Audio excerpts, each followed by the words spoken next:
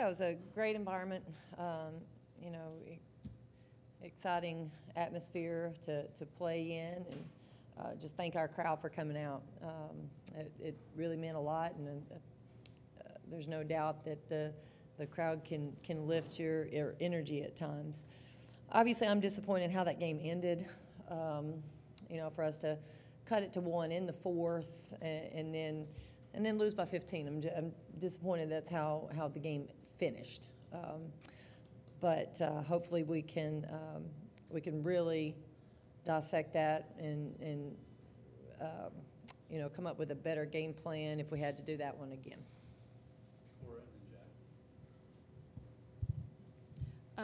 With the way both teams' post players performed against each other, it felt like this one, especially, you know, the last maybe 5 minutes of the game, came down to guard play. Just for you, where do you feel like maybe guards need to be better or perform maybe differently down the stretch going forward, or what improvements can be made there? Yeah, you know, I thought we lost some execution offensively in the fourth. They were personnel we had on the court. They were really sagging off of some people and making it very difficult to get the ball where we wanted it to be. You know, we've got to be able to stay true to who we are, regardless of what defense we see. And I thought we got a little out of sorts. So, you know, that's something that we talked about, and we'll have to be able to handle and continue to get better at. Go next to Jack, then Casey and John. Coach, 3 for 18 from three-point. Do you think that was due more to shot selection, or just simply taking good shots and them not falling? I think a little bit of both. I think we had some, maybe some ill-advised shots, threes, and then we had some good ones that didn't go in. So I think a little bit of both. You know, we'll kind of evaluate each shot and you know, make sure. All right, listen, our players get in the gym a lot, so we'll just make sure they keep getting in the gym and stay comfortable taking those shots. Casey, John, and then Maria. It felt like Tamari made such an impact both on the offensive and defensive side. Just how different would this game have been if you didn't have her and her impact? Well, I think her size can affect, in particular, the inside play. You know, they didn't shoot a great percentage with their post players. I think she affects that a little bit. But, you know, she was able to post up a few times, get a few touches. So we'll just keep looking at it, how we can continue to help her and put her in good positions. Kelly, LSU game followed kind of a similar trend as the South Carolina game. You played well, really well for 3 quarters, kind of faded down the stretch. How do you compare the strengths and weaknesses of South Carolina and LSU? Yeah, they're both very good, and they're very good very differently. I think they both have inside play. I think, you know, my initial thought is LSU's momentum swings can be really, really high, and they can jump out on you. They can score a lot of points in a hurry, and I think that's where you know, they are really, really good. I think South Carolina is just more steady throughout. You may not have the highs or the lows, and I think you know, their probably approach is different, but both of them are equally talented in terms of their personnel on the court. Sarah, once again, like last game, just does things that don't translate to the box score, particularly that tie-up she made on the missed free throw that got Tamari Key to score inside. How frustrating, and what impact did it have on her having to sit in the first quarter? Y'all seemed to sort of dip when she left. Yeah, she gave us some good hustle plays, you know, in addition to, you know, knocking down a shot. I think she's doing a good job of using her physicality, using her strength on the court.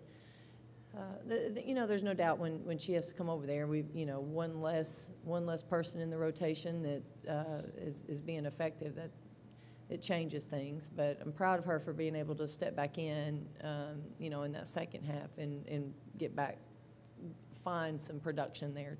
The next Cora, followed by Jack. After Rakia hit that one free throw to bring it within 7.5 minutes left, she only took one field goal the rest of the game. Do you feel like LSU was really tightening up around her, or do you feel like it was due more to your guys' offensive execution to not get? Yeah, it was definitely both. You know, the personnel we had in during that time, they were really collapsing off of some of our players. They were forcing us to move the ball elsewhere. We did miss Rakia on a few possessions that I felt like we could have gotten her the ball, and we missed her. She's also got to get herself in position a little bit quicker. I think out of transition, I think we could have gotten her in some positions to be able to get the ball. Obviously, we know we need to look for her. We understand that, but they were denying and really collapsing in off of her, onto her in that fourth quarter. Coach, Jewel had 7 rebounds, Jasmine had 6. How important was it when rebounding was so key to have the guards participate in the rebounding as well? Well, we talked about it. That was huge. Our guards had to get in there and get boards. Probably needed a few more, to be honest with you. We knew their defensive board output could be really high this game. Our posts were going to be locked up and challenging their bigs. So we needed guards to get down. We knew it was going to require everybody. Caleb, Ryan, and then Casey. Coach, when the three-point shots aren't falling like tonight and LSU's kind of collapsing into the paint, what adjustment has to be made on the offensive end to avoid that cold spell in the fourth? Yeah, I think we've got to move the ball better. We got a little stagnant in the second quarter, and again in the fourth, we were trying to get the ball to the basket. You know, those lanes started closing up pretty quick. You know, you've got to maybe get some transition buckets at that time too. So you've got to find other ways to score. You know, getting to the basket, getting to the free throw line, getting something in transition. Offensive boards, we didn't get enough production off of our misses. It looks like we did when you just look at the numbers, but we didn't shoot well enough today. So we're under 32% for the game. So there's a few more out there we got to get. 21 points in transition for LSU. Is there anything you want to see on the defensive end going forward? Yeah, we had some breakdowns in transition there. You know, we worked really hard on transition the last few days to make sure we had that correct. I thought we just had some lapses. So, and then part of it is in those moments you got to guard. You got to guard one-on-one. I think that's where your offensive production will help you. You know, you make a few more shots, you take maybe a few more transition buckets off the board. So it all goes hand in hand. We've got to do a little bit better job scoring to be able to get our defense set. Casey, Paige, and then Maria. What about the defense in the first 3 quarters would you have liked to see carry into the fourth quarter, and just anything that you really would have wanted to see in that final frame? Yeah, I thought we got gapped out in the fourth. I thought they were doing a really good job attacking and drawing some help dishing, and they got some easy looks. They also made shots. You know, they made some jumpers in that quarter, but I thought we were a little bit gapped. We needed to be a little bit more emphasis on the ball in that fourth quarter. Jordan Horston was obviously courtside today, and you guys had a close relationship while she was here. What's it like having her back, and was she involved with the team at all this week? No, I haven't been able to see her yet. So, you know, anytime you have alums come back, it's a big deal. Former players come back, it's a big deal.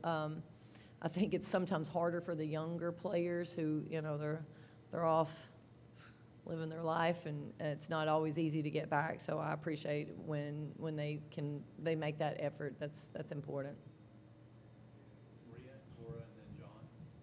Coach, two-part question, totally unrelated. I don't know if you even noticed behind you, but Pat Summitt's sister, Linda. Yeah, I got to was see here. Linda before the game.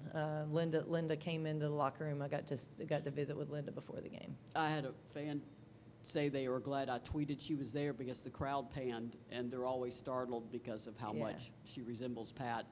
And then the basketball question, there could be such a thin line between wanting to make a play for your team and needing to make a better decision. And that pops up on occasion in the fourth quarter. Are those just teaching moments with specific players at times? Yeah, I think so. I think, you know,